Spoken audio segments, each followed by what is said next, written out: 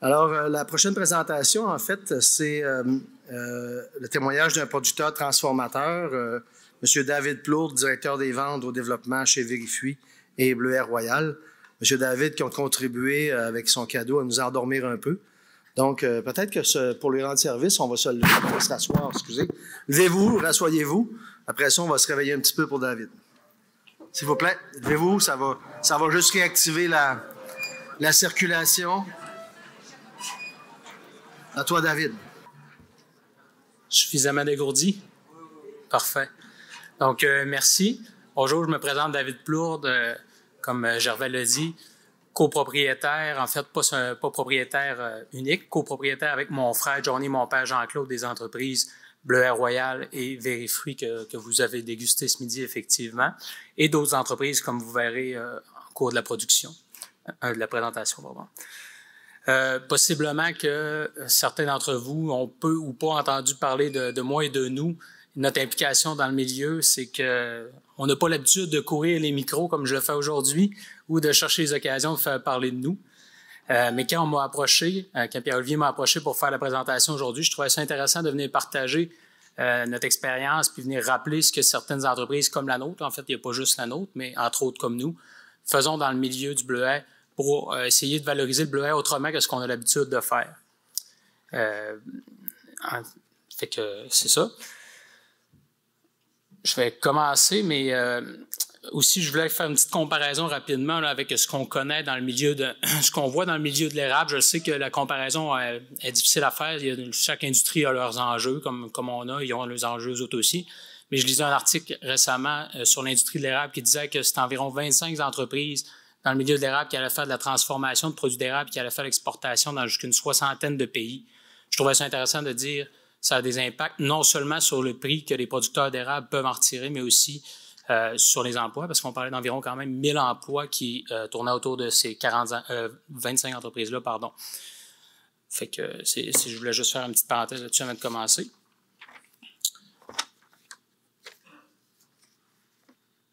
Oups, OK. C'est changé, oui. Donc, si je commence en 2015, moi, j'étais très loin d'être impliqué à temps plein dans le monde agricole, dans le monde du bleuet. En fait, très, très loin. Je travaillais comme fiscaliste dans un bureau comptable. Et j'étais copropriétaire. Oups, j'ai cliqué. Et j'étais copropriétaire de bleuetière avec mon frère et mon père, comme on dit. Si vous vous rappelez, en 2015, c'est là que l'industrie commençait un cycle plus difficile au niveau des prix. On avait connu des prix qui avaient commencé à baisser en 2015, 2016, 2017. On s'en souvient qu'est-ce qui s'était passé. Et puis, moi, même si j'avais un emploi stable avec des bonnes conditions d'emploi, j'avais un rêve de devenir entrepreneur. Fait qu'en 2015, le timing était bon pour me pencher sur la question puis essayer de démarrer un projet d'une entreprise qui allait chercher à valoriser le bleuet autrement de ce qui se faisait à l'époque dans la congélation.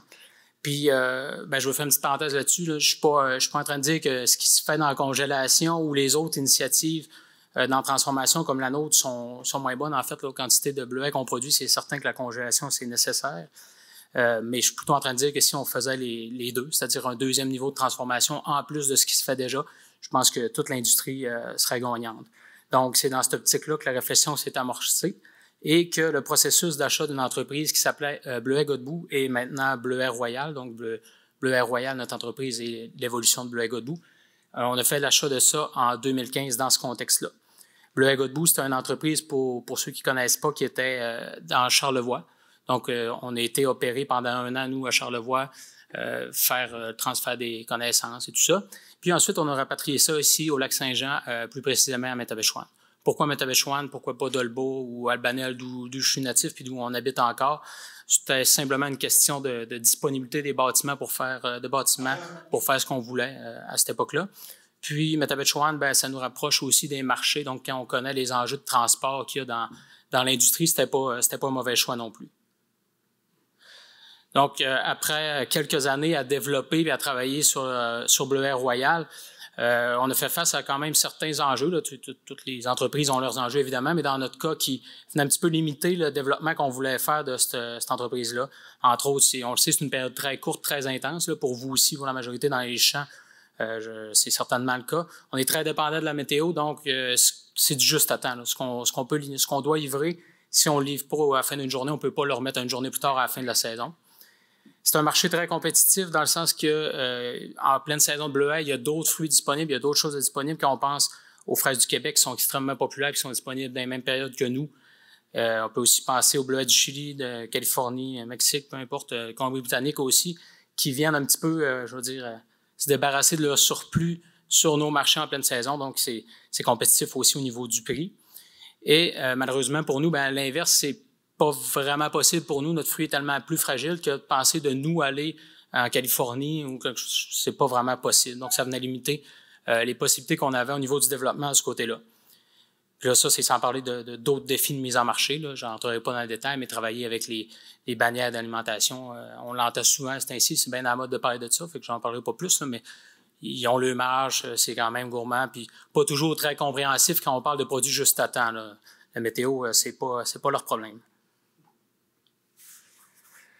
Donc, après avoir tiré ces conclusions-là, ces apprentissages-là, je vais dire, de nos premières années dans Bleuets Royal, on en est venu à la conclusion que c'était peut-être pas avec simplement cette entreprise-là qu'on allait atteindre notre objectif de valoriser le plus de bleuets possible, mais plutôt qu'on devait s'implanter dans le marché de la transformation agroalimentaire.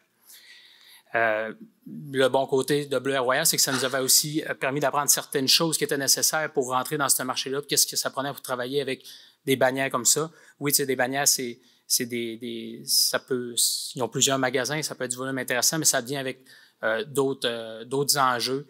Ils sont très exigeants au niveau des certifications. Là. Certification, on pense vite à la salubrité alimentaire, mais il y en a de toutes sortes. Là. Maintenant, environnement, développement durable, il y en a de plus en plus. Et aussi, ça prenait des équipements qui avaient une grande capacité de production, mais sans faire de compromis sur la qualité du produit. J'espère qu'elle était bonne d'ailleurs ce midi, la qualité du produit. Là. Mais ça prenait ça aussi. Puis ça prenait une équipe de gestion complète, donc administration, vente, marketing, maintenance, opération, contrôle qualité, toutes ces sphères-là, ça prenait des gens pour s'occuper de ça dans notre entreprise parce que c'est très demandant. Et finalement, le contact, là, c'est évidemment, comme bien des entreprises, les contacts sont très importants, contact avec les clients, contact avec les fournisseurs, les partenaires de tout genre qu'on peut avoir. Fait que, de notre point de vue, la vision d'entreprise qu'on devait bâtir, c'est ce qu'on devait travailler à mettre en place pour ultimement atteindre notre objectif de valoriser le bleuet. On aurait pu s'y prendre de bien des façons. On aurait pu focusser sur un produit en particulier. Merci. Sur un produit en particulier. Le produit qu'on a là, on l'aime bien. On aurait pu partir avec ça puis juste focusser là-dessus. Par contre, possiblement, en raison de mon passé de fiscaliste qui travaillait dans les transactions d'entreprise, j'ai plutôt eu comme premier réflexe de partir à la recherche d'entreprises qui nous apporterait, du moins, là, qui serait un point de départ, qui nous apporterait une partie de ce que j'ai montré précédemment qu'on croyait avoir besoin. Donc, les critères étaient assez simples. On cherchait une entreprise qui était dans l'agroalimentaire, dans la grande distribution, donc travaillait avec les bannières, puis qui était délocalisable. Parce que pour nous, c'était pas une option on est natif d'ici de la région, puis c'était pas une option de se délocaliser. Pas seulement côté milieu de vie, mais aussi, comme j'ai dit tantôt, notre objectif, c'était de valoriser le bleuet. C'est important pour nous de conserver l'avantage qu'on se disait avoir en étant à proximité de la ressource puis de la disponibilité de la ressource. On se disait que c'était un avantage concurrentiel versus quelqu'un d'ailleurs au pays, d'ailleurs dans le monde qui voudrait faire les mêmes produits que nous. Donc, une stratégie de recherche très, très simple. J'allais dans les épiceries puis je regardais les produits-là et avec fonction de ces critères-là, je sélectionnais celles qui pouvaient être intéressantes pour nous.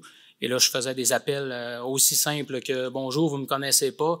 Vous me connaissez certainement pas, mais je veux juste savoir êtes-vous à vendre. » C'était aussi simple que ça. C'est assez basique comme méthode de recherche, mais ça a donné des résultats parce qu'on a eu quand même certaines réponses positives.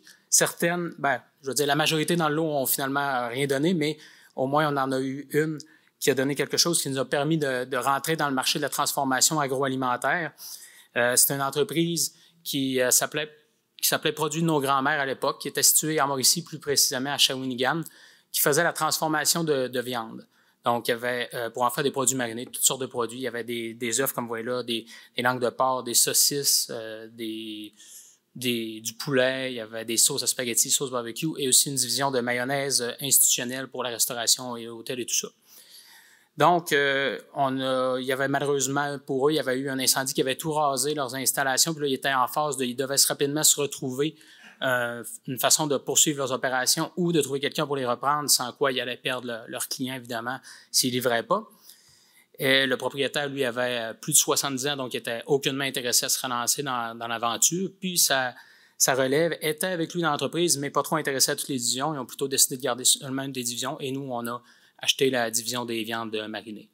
Donc, ça peut peut-être sembler bizarre là, comme lien avec quelqu'un qui visait à valoriser le bleuet sauvage.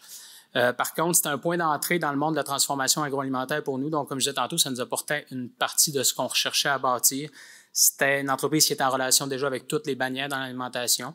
Donc, c'était un point d'entrée pour nous pour bâtir notre crédibilité dans cette industrie-là, puis apprendre à travailler avec ces gens-là. Et aussi justifier des ressources à temps plein. Donc, moi-même, à ce moment-là, 2017-2018, quitter mon emploi de fiscaliste pour me consacrer au développement de nos entreprises. Donc, on a fait le rapatriement des équipements que le propriétaire avait rachetés suite à l'incendie, puis on a acheté le nécessaire manquant pour s'installer à Alma et reprendre cette entreprise-là. Oui, avec du recul, c'est certain que c'était toute une aventure, ça je peux vous le confirmer. Pour des gens qui n'ont aucune expérience en transformation agroalimentaire, puis encore moins dans la viande. Puis du jour au lendemain, on travaille ça, mais aussi on travaille avec les grandes bannières, donc c'est directement avec des clients comme Costco, exemple, avec qui on travaille du jour au lendemain. C'est certain qu'il y en a eu des nuits blanches à stresser pour X ou Y raison et angoisser, mais en contrepartie, en termes de formation accélérée, je pense qu'il se faisait difficilement mieux, là. Ensuite, on a entrepris parallèlement, on a entrepris en 2020 2 autres grands projets en parallèle. C'est rechercher une autre entreprise qui nous permettrait de solidifier notre position dans l'industrie, de justifier encore plus de ressources, parce que là, j'étais relativement encore seul dans l'entreprise, et de justement bâtir une équipe solide qui serait prête à développer pour le futur, puis encore développer l'entreprise qu'on voyait au départ dans notre tête. En parallèle, on faisait aussi le lancement d'une nouvelle marque, qui est la marque que vous avez dégustée ce midi. Donc, on travaillait sur le lancement de cette nouvelle marque-là avec comme objectif de finalement l'avoir, notre marque, qui allait nous permettre d'en commercialiser des produits à base de bleuet sauvage. Donc, en 2020 et qui s'est complété en 2021, j'ai repris la même méthode. Écoutez, elle avait fait ses preuves en 2017-2018. Donc, je suis reparti, j'ai reconstruit une liste, j'ai fait des appels. Et encore une fois, j'ai eu une réponse positive d'un propriétaire d'entreprise l'entreprise s'appelait Nasuco Canada Inc. Là, le nom en tant que tel vous dit possiblement rien, mais c'est une entreprise située à Brossard qui faisait de la transformation, faisait de la production de sucre à crème et fudge, principalement sous la marque Laura Sécor. Le propriétaire, encore là, il n'y avait pas eu d'incendie dans son cas, mais il approchait quand même 70 ans puis il voulait prendre sa retraite après plus de 40 ans quand même à développer son entreprise. On a commencé à travailler ça, puis pour toutes sortes de raisons, ça a repris un petit peu plus de temps dans ce cas-là, conclure une transaction, mais fin 2021, on va dire, on a complété l'acquisition de Nasuco Canada Inc. Dans le cas de cette transaction-là, ce qui nous apportait, premièrement, on se rapprochait quand même déjà un petit peu plus de quelque chose qui était à ce à quoi on aspirait en rentrant dans le monde de la confiserie, dans une nouvelle catégorie, donc les nouveaux contacts et tout ça. Et aussi, intéressant dans ce cas de cette entreprise-là, c'est que la distribution était faite pas seulement à l'échelle québécoise, mais plutôt à l'échelle nationale. Donc, à travers du Canada, on acquérait d'autres contacts, puis on apprenait à connaître aussi le milieu de l'épicerie hors Québec, parce que ça fonctionne de manière bien différente au Québec. Et encore une fois, je reviens souvent avec ça, mais c'est souvent le fil conducteur de nos affaires, c'est qu'on ajoutait des ressources clés pour bâtir l'entreprise qu'on voulait ultimement avoir.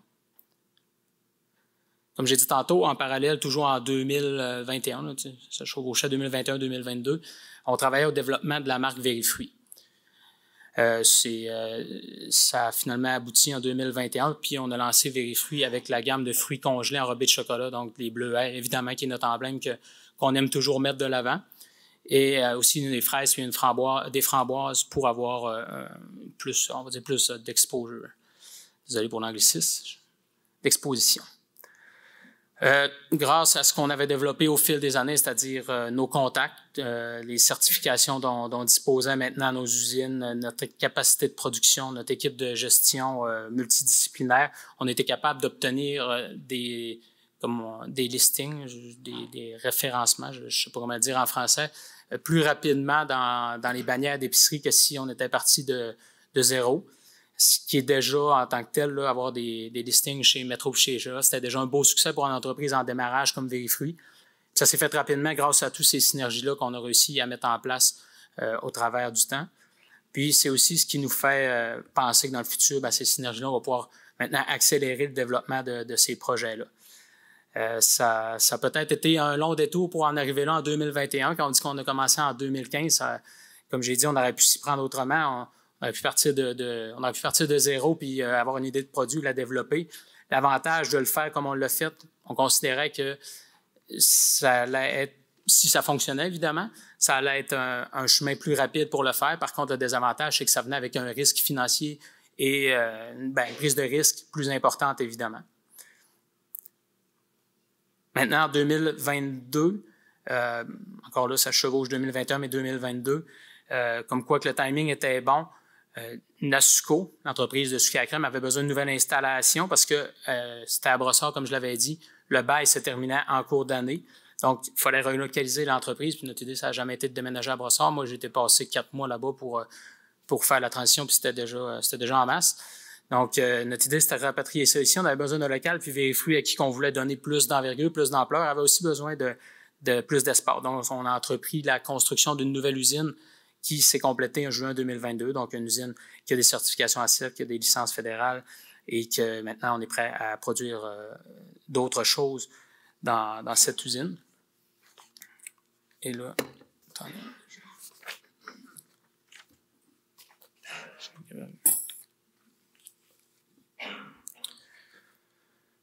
Donc, comme j'ai dit, c'est grâce à tous ces points-là qu'on a réussi à bâtir ça, puis qu'on est optimiste pour l'avenir, puis qu'on pense que ça va nous permettre de faire voyager les produits, de créer plus de produits, puis de les faire voyager beaucoup plus loin que si on était resté simplement sous la forme de bleuets frais. C'est certain qu'on va avoir d'autres enjeux dans le futur.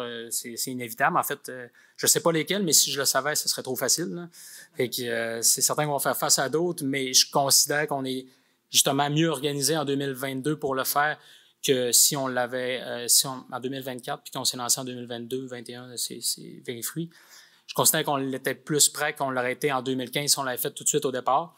Possiblement que si on avait entendu en 2024, on serait encore plus prêt, puis que si on attendait jusqu'en 2030, ce serait génial. Mais je considère qu'en 2021, on était prêt pour le faire, puis qu'aujourd'hui, ça donne un résultat relativement intéressant. Ça fait le tour pour notre histoire. Écoutez, j'espère que ce court témoignage vous donne envie de comme moi, comme nous, de croire que l'industrie gagnerait à ce qui est plus d'entreprises qui fassent la transformation. Comme j'ai dit, c'est pas un ou l'autre, mais plutôt que plusieurs en fassent. Je comprends là, que c'est pas pour tout le monde une aventure comme ça. Là. Moi, je le sentais dès le départ que j'étais fait pour ça, mais je comprends que c'est pas pour tout le monde, c'est bien normal. Mais si au moins ça peut vous donner, on va dire, un petit sentiment de fierté et de conscience de ce qui se fait autour, c'est déjà ça de gagner. Puis je pense que aussi, ça peut faire, là, je vais utiliser un cliché, là, mais de faire de nous tous un peu des ambassadeurs, des fiers représentants des produits qui se font et qui se feront dans le bleuet, parce que je parle de notre marque aujourd'hui. Là, évidemment, je suis là pour parler de nous, mais on n'est pas les seuls qui en faisons. Puis on ne sera certainement pas les seuls dans le futur, je l'espère. Donc, si ça peut au moins avoir apporté ça, c'est tant mieux.